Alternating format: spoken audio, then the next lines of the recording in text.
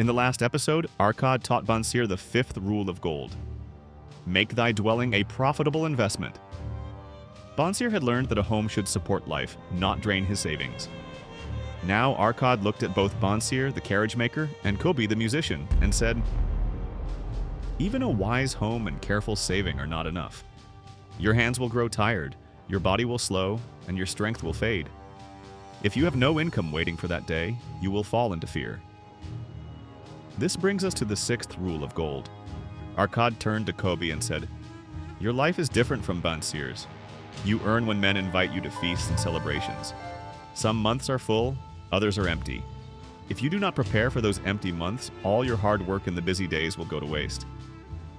Kobbi nodded slowly. Already he felt the truth in Arkad's words. Arkad told of an old man in Babylon who had once earned little, but every year he saved a small share and put it to work through wise lending. Over time, the return from his gold grew until it became his main income. When his body grew weak, he still had food, comfort, and safety because his gold continued to care for him. Bansir listened, but Kobbi listened more closely. This story sounded like the future he feared. "Arkad," he said, "the sixth rule of gold is this: ensure a future income.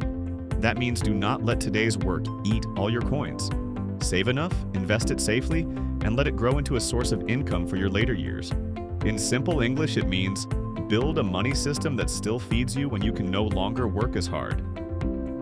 Bansir whispered, "So my wages today must feed my years ahead." Kobbi added, "And my bursts of gold must feed the months of silence." Today, this rule is just as important. A person can put a small share of every income into a long-term plan, build a side income that does not demand full strength, or create income sources that work slowly but steadily, so that even when age or illness comes, there is still support. The goal is not to live in fear, but in preparedness.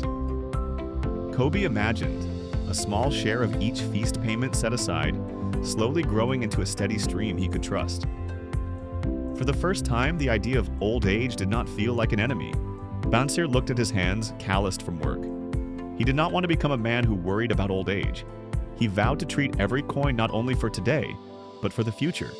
He would build a small, steady flow that could one day lift the burden from his tired hands. Kobbi tightened his grip on his lute. "For me, this rule means I must save for the quiet months, not just spend the loud ones. I will let my music earn me today and let my savings feed me tomorrow." Arkad nodded, satisfied. "You have learned the first 6 rules of gold," he said, "but there is one more that no man should forget. The 7th rule will complete your money system." Bansir listened eagerly, knowing the final lesson was about to begin. Kobbi, too, prepared to hear the last rule that would shape the rest of their lives. This is the 7th episode of the series The Richest Man in Babylon, 7 Ways of Gold, timeless lessons on money, health, and motivation. If you found value in Arkad's 6th rule of gold, please like this video and subscribe to the channel for more lessons on money, health, and motivation. Your support helps more people learn how to ensure a future income and face life with confidence.